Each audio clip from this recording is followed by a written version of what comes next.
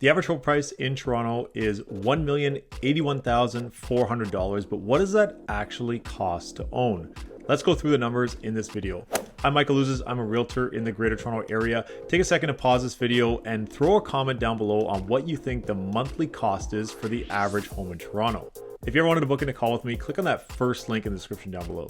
So let's go through the entire journey of having an accepted offer, the closing costs, and what the monthly cost is every single month. So let's use an asking price of $1,080,000 for all these calculations. And if you want more accurate calculations, you can definitely reach out to a mortgage broker or mortgage specialist. So you just had an offer accepted for $1,080,000. Next up, the deposit is due. Now the deposit shows your good faith in the transaction, is typically due either with the offer or within 24 hours of having an offer accepted.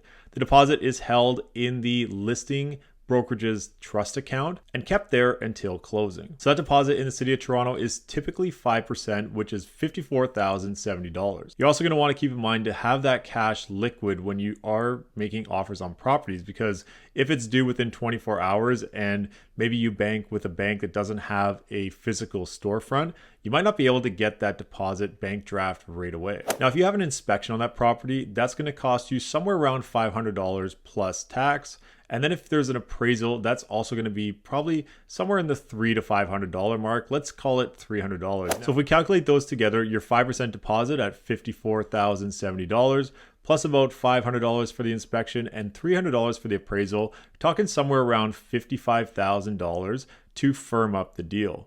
The deal becomes firm once the deposit's in and the conditions are all met. So you do have to be satisfied with the conditions to move forward with the deal. So lawyers are going to reach out probably about a week before closing and give you a remaining balance that you'll have to bring them when it comes time to signing the final paperwork. This is when the remaining down payment would be due, any kind of lawyer fees, any land transfer taxes, and any adjustments due on closing.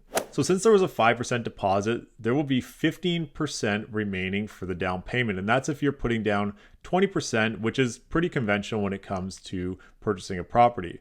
The remaining down payment is $161,930. Next up, we have land transfer, and in Toronto there are two. There's a provincial and the municipal land transfer tax, and they each come in at $18,103 for a total of $36,206. If you are a first-time home buyer, you do get a rebate of $8,475, but we're not going to factor that into the equation for this video. And if you do qualify, that would be taken off the amount when signing the paperwork with the lawyer. Lawyer costs definitely vary, but I would just guesstimate about $2,000 for the lawyer costs. And if there's any kind of adjustments, think about if the seller has already paid the taxes for the year and you're purchasing in March, well, there's 9 months owing of taxes on the property, and that would also be added to the adjustments. But for this equation, we'll factor that in as zero for now because that's a case-by-case basis. So your total amount owing to the lawyer a couple days before closing would be $200,130. Now there may also be some other expenses when it comes time to closing. This is where any moving costs come into play, any van rentals, if you have to change over the utilities or the hydro, any type of home insurance that you would be setting up, and any mail forwarding service as well. Those are all things to consider when closing and something you might want to plan for, so it's not unexpected when closing time comes. So deposit's done, the closing costs are in. Now let's talk about the monthly payment, because this is what you're going to feel on a month-to-month basis. So for this, I just jumped over to RateHub mortgage calculator and just plugged in some numbers. So you see the 20% down is $216,000 total. And remember, 5% for the deposit comes out of that. Total mortgage balance remaining is $864,000. What I did here was I changed the rates. This is 4.5% on a monthly rate. 25-year amortization, this is 5%. This is 5.5%. And this is 6%. I also think that this paints a really good picture of the cost difference for every 0.5 increment when it comes to purchasing. So if we look at the monthly cost at a 4.5% rate, you're talking $4,782. At a 5% rate, you're at $5,025. At a 5.5% rate, you're at $5,274, and at a 6% rate, you're at $5,528. There's about a $250 difference between each increment here. Of course, these are definitely subject to change and things to talk about with your mortgage broker or specialist, but I just wanted to show the illustration here for this video. Let's go with the 5% route on a 25-year amortization and a monthly payment.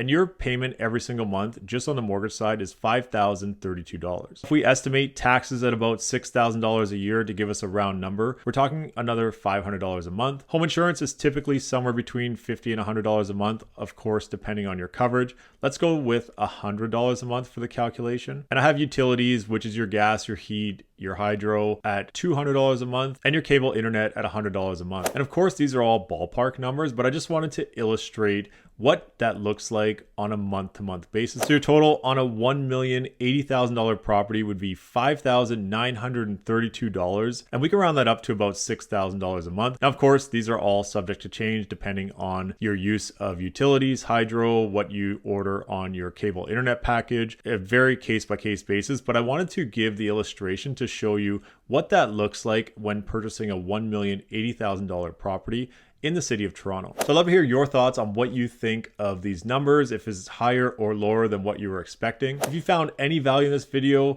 click that like and subscribe button so I can get this video to more people just like you looking to educate themselves in the Toronto real estate market. I'm Michael Ouzas. Thanks for watching.